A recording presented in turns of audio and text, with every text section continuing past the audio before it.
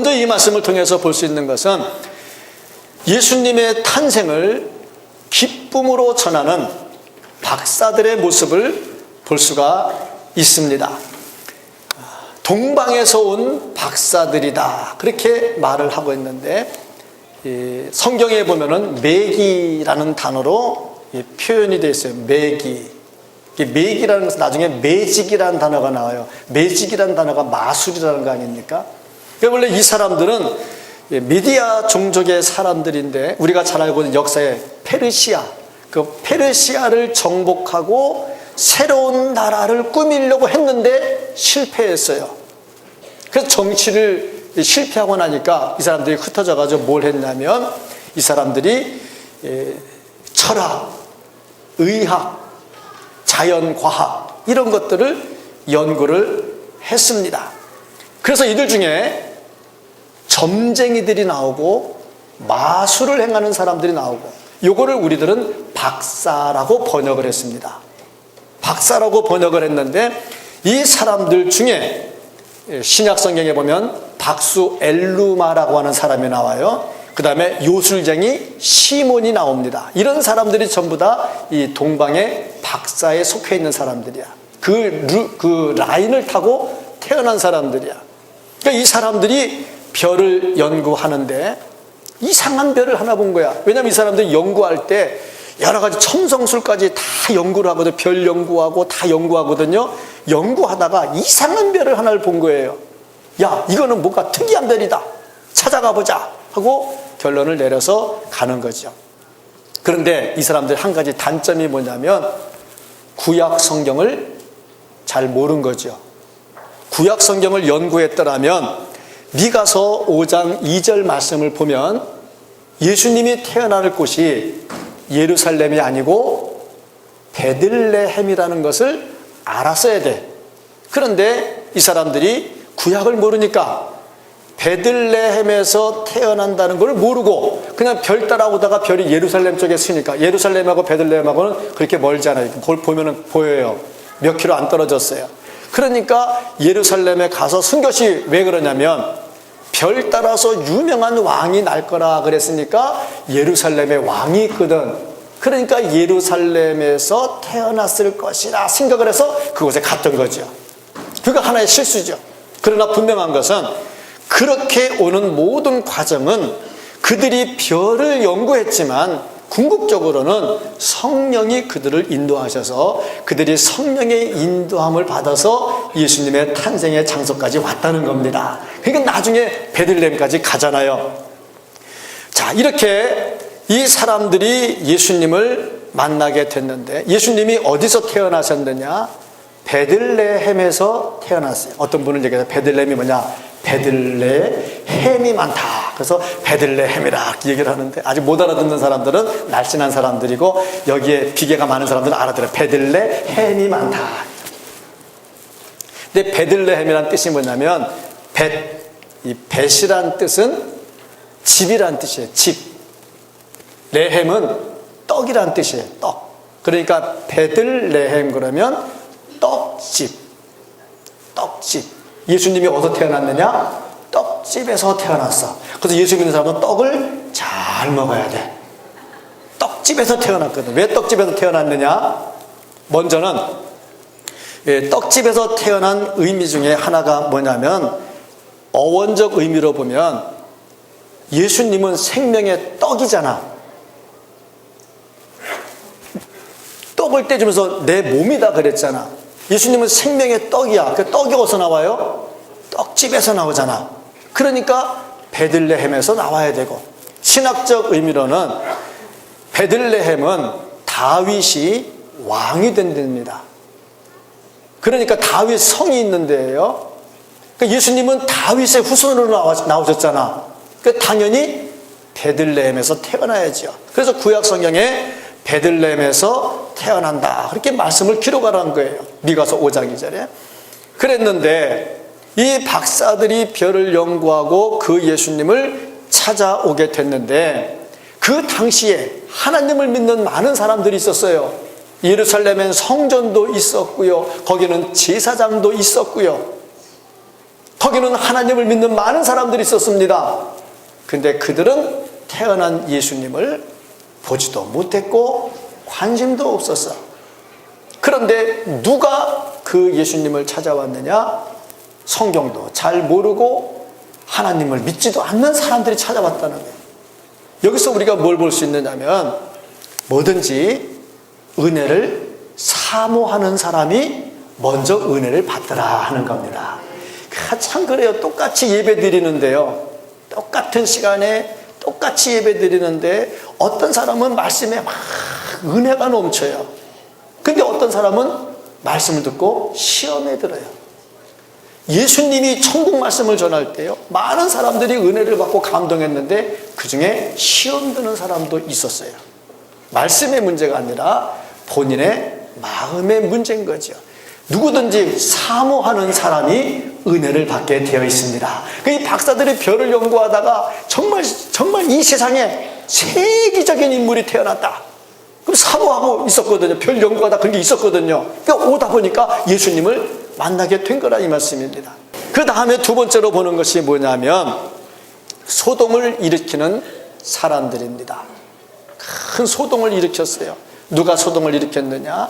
예루살렘 사람들, 그리고 중요한 헤롯 왕. 큰 소동이 일어났습니다.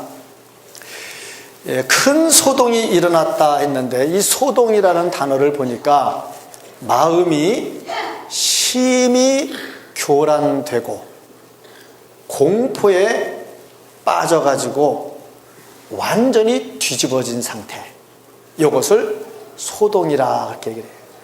완전히 뒤집어져 공포에 질려가지고. 그러니까 지금 헤롯 왕이 어떤 심정인가 하는 것을 알 수가 있어요. 마음이 완전 뒤집어졌어요. 공포에 질려가지고 어쩔 줄을 모르는 상태에 빠졌다 하는 거죠. 예루살렘이 완전히 뒤집어졌어요. 왜 그랬을까? 이 사람들은 하나님을 믿는 사람들이고 메시아를 기다리던 사람들이고, 특별히 이 당시는 나라가 로마에게 빼앗겨가지고 로마에게 압제당해서 자유가 없을 때거든요. 그래서 메시아를 더 기다릴 때인데 그때 메시아가 오셨단 말입니다. 그런데 왜 이 메시아가 온 것을 몰라보고 오히려 소동하면서 발칵 뒤집어졌냐 이 말이에요. 첫 번째 이유가 있다면 준비가 없었던 겁니다. 준비가 안 돼 있어요. 메시아가 온다 그랬으면 언제 올지 어떻게 올지 다 마음에 준비를 하고 있어야 되는데 준비를 안 한 거야. 예수님도 말씀할 때 그랬죠. 슬기로운 5 처녀, 미련한 5 처녀 얘기를 했잖아요. 준비를 해야 되는데 보니까 그 10 처녀 중에 등 준비 안 한 사람 없어. 10명 다 했어요. 다 했어. 근데 5은 예비 기름을 더 갖고 있었고 5은 예비 기름이 없었어요. 근데 신랑이 빨리 왔으면 아무 문제 없는데 신랑이 늦게 와서 문제가 됐거든. 그러고 보니까 더 준비해 놓은 사람은 지혜로운 자고 신랑과 함께 잔치에 들어가는 거예요. 이게 준비 문제입니다. 우리가 이전에 2000년 전에 오신 예수님을 그 당시 사람들이 준비하지 않았던 것처럼 우리도 예수님의 재림의 소식을 들으면서 준비하지 않으면 어떻게 되느냐? 똑같은 일이 일어나게 되더라는 거죠. 예수님 재림할 때 막 소동이 일어나니까 막 뒤집어지고 흥분돼가지고 난리가 나는 거죠. 철저하게 준비된 사람만이 기쁨으로 맞이할 수가 있는 거죠. 두 번째 이유가 있다면 약속을 잊어버렸습니다. 구약에 분명히 약속했거든요. 메시아가 온다. 그래서 이 사람들도 알아요. 근데 뭐가 문제가 됐느냐? 온다 했는데 안 와. 이게 문제인 거예요. 지금 우리의 문제는 뭡니까? 예수님 다시 오신다. 분명히 알아요. 성경 들어서 알고요. 저도 설교를 여러 번 했고요. 가끔 답답한 것은 교인들한테 제가 물어봐요. 재림 설교 들은 적 있냐? 없어요. 나는 분명히 했거든요. 근데 없어요. 안 들었어요. 그러거든. 왜 그랬느냐?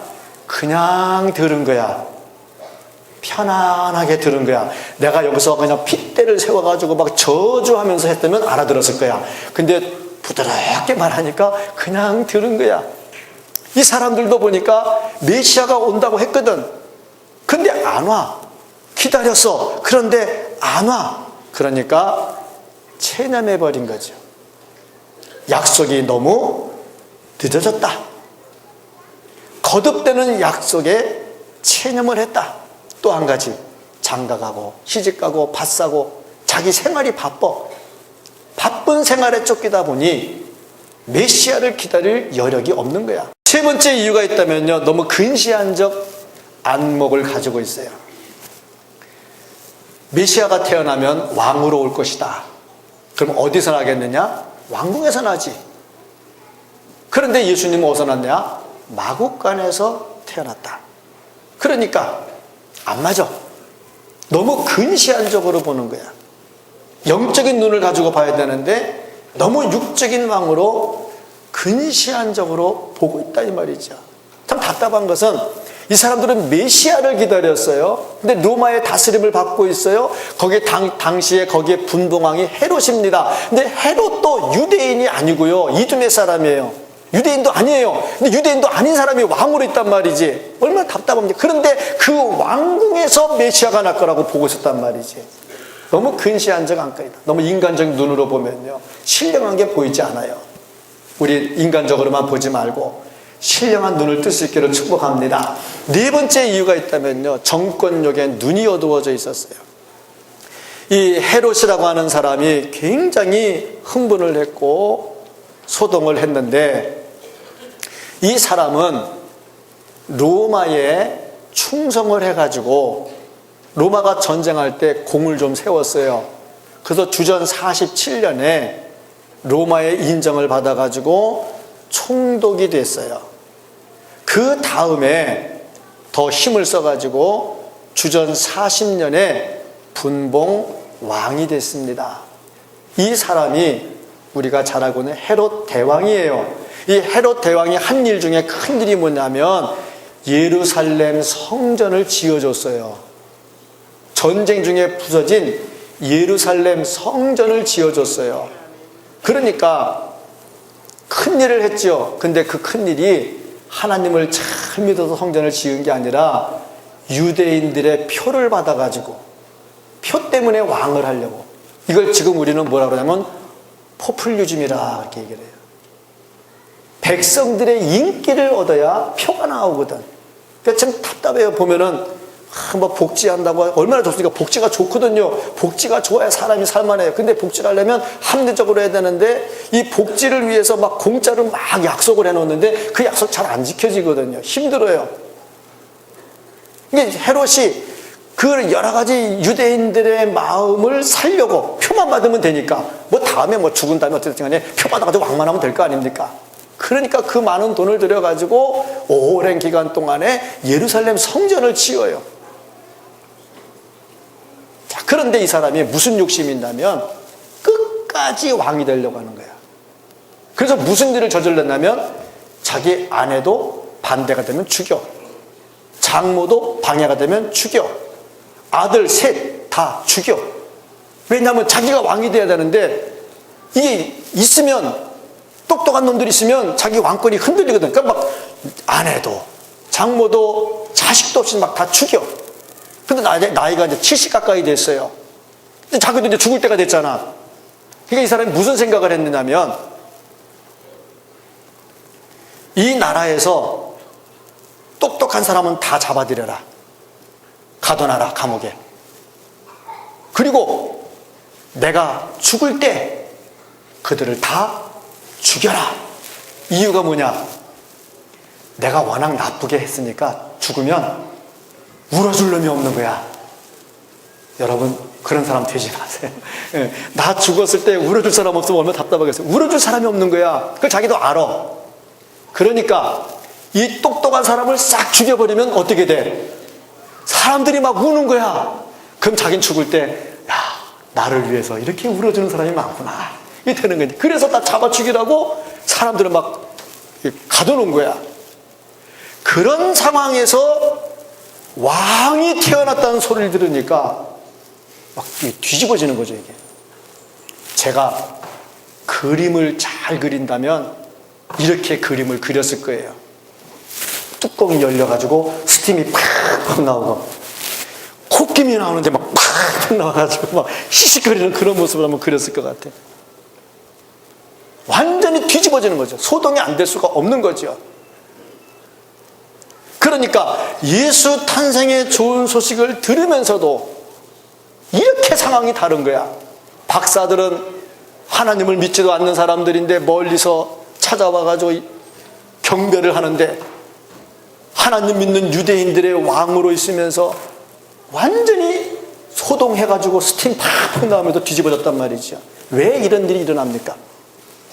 첫째는 관점의 차이고, 둘째는 성령의 인도하심을 받느냐 안 받느냐의 차이입니다. 우리는 성령의 인도하심으로 성경적 관점을 가지고 예수님 탄생을 진심으로 축하할 수 있기를 주의 이름으로 축복합니다. 이게 진정한 그리스도인들이죠. 그러면 세 번째로, 결론적으로 이렇게 감사하고 기뻐했던 사람과 완전히 소동 일으켰던 사람들과 그 결과가 어떻게 달라졌는가. 박사들은요, 너무너무 좋아가지고 예물을 준비해서 왔습니다. 황금과 유향과 모략. 역사적 기록에 보니까 이 사람들은 왕이라고 그래요. 한 부족의 왕이라고 그래요. 그래서 황금을 가져왔던 사람이 누구냐면 멜키올이라고 하는 왕이라고 그래요. 멜키올. 황금을 가져왔어요. 황금은 왜 가져왔느냐? 왕권을 상징을 해. 그래서 영원한 왕이니까 황금을 가지고 온 거야. 두 번째 왕이 누구냐면은 카스파르라고 하는 사람인데 유향을 가지고 왔어. 유향은 뭐 하는 거냐? 신성, 거룩함을 나타내는데 예수님의 제사장 사역을 의미를 하는 거예요. 세 번째 왕이 누구냐면 발키자리라고 하는 사람인데 이 사람은 모략을 갖고 왔어요. 이 모략은 뭐 하는 거냐? 사람 죽어서 장사 지낼 때 쓰는 기름이에요. 예수님의 죽음을 준비했다 이거지. 역사적 기록에 의하면 요 예물이 있었기에 예수님이 피난 갔을 때 그걸로 먹고 살았다 하는 얘기도 있어요. 왜 이들이 이렇게 준비를 해왔느냐? 철저하게 왕을 섬기기 위해서입니다. 그러니까 성령의 인도함을 따라서 기쁨으로 예물을 준비했던 사람들은 이 예물을 드리면서 아기 예수께 경배를 드렸어요. 그러니까 성령의 인도함 받는 사람들은 말씀이 들어가면 예배가 살아나게 되는 거예요. 예배가 살아나게 되는 거야. 근데 헤롯은 어땠느냐? 말은 근사하게 했지. 박사들에게. 아, 그렇습니까? 그러면 아기 예수 나온 걸 찾으면 나한테 얘기해 주세요. 나도 가서 경배를 드리겠습니다. 하고 얘기를 한 거야. 새빨간 거짓말이죠. 근데 참 제가 이 말씀을 보면서 한 가지 본 게 뭐냐면 박사들은 헤롯을 찾아와 가지고 뭐라고 그랬냐면 유대인의 왕으로 나신 이가 어디 있나. 유대인의 왕을 물었어요. 근데 헤롯은 당시에 종교 지도자들을 불러가지고 뭐라고 물었냐면 그리스도가 어디서 나겠느냐고 물었어요. 이상하잖아요. 박사들은 왕이 어디서 났냐고 물었는데 헤롯은 그리스도가 어디서 나겠냐고 물은 거야. 그러니까 헤롯은 성경도 알고 기본적으로 신앙이 뭔지를 알고 있었단 말이지. 그런데도 그 사람은 소동을 일으켰어. 왜? 성령의 인도함을 받는 자가 아니기 때문에. 두려웠죠. 이제 왕이 나타나면 나는 무너지는구나. 그리고 아주 교활하게 나도 가서 경배하겠노라 하고 말을 합니다. 성령의 인도함을 받는 사람과 그렇지 못한 사람의 차이더라 하는 거죠. 교회 생활이 즐거운지 아닌지, 우리 대동교회에 나오는 것이 행복한 것인지 아닌지, 교회는요 항상 똑같습니다. 네가 들어와도 그 교회고 네가 들어와도 그 교회입니다. 그런데 이 교회에 들어오면 행복해하는 사람이 있는가 하면 그냥 덤덤한 사람이 있고, 그런가 하면은 어떤 때는 막 속이 터져가지고 내가 이 교회를 다녀야 되나 싶은 사람이 있는지 없는지 그건 내가 잘 모르겠고, 교회들마다 그렇대요. 요새 신문에 나오는 통계를 보면요 교회를 만족해서 나오는 사람들이 그렇게 많지는 않은 것 같아. 통계를 보면요 한 15% 20% 이상이 이 교회를 왜 나오는지 모르고 그런 사람들이 통계들이 이렇게 나와요. 보면 전체적으로 신문에 나온 통계가 그래. 그거 보면은 어느 교회나 다 그런 것 같아. 예수는 믿어야 되겠고 안 믿을 수는 없겠고 또 옮기자니 그렇고 나오자니 그렇고. 자, 그러면 무슨 차이입니까? 똑같은 교회에 똑같은 사람이 나오는데 어떤 사람은 행복하고 어떤 사람은 덤덤하고 어떤 사람은 속상하고. 예수님이 태어났어요. 어떤 사람은 행복하고 황금을 갖다 드리고 유황을 갖다 드리고 모략을 갖다 드리는데 어떤 사람은 죽이려고 막 스팅이 팍 올라오고 난리가 났어요. 왜 그렇습니까? 환경의 문제입니까? 아닙니다. 자신의 문제고 관점의 문제고 생각의 문제고, 더 중요한 것은 성령의 인도하심을 받는 겁니다. 성령의 인도하심이 있으면요 진정한 행복이 있습니다. 성령의 인도하심을 받으면요 진정한 감사가 있습니다. 성령의 인도하심을 받으면요 진정한 기쁨이 있습니다. 아기 예수 탄생을 보시면서 성령의 인도함을 받는 자가 되어야 되겠다 하는 겁니다. 우리는 무엇 때문에 소동하고 있습니까? 박사들처럼 좋아서 소동하고 있습니까? 헤롯처럼 열받아서 소동하고 있습니까? 우리의 교회는 성령의 인도하심으로 기쁨으로 소동이 되고 감사함으로 소동이 되고 은혜가 소동이 될 수 있는 그런 교회와 성도가 되기를 주님의 이름으로 축복합니다. 아멘. 기도하겠습니다.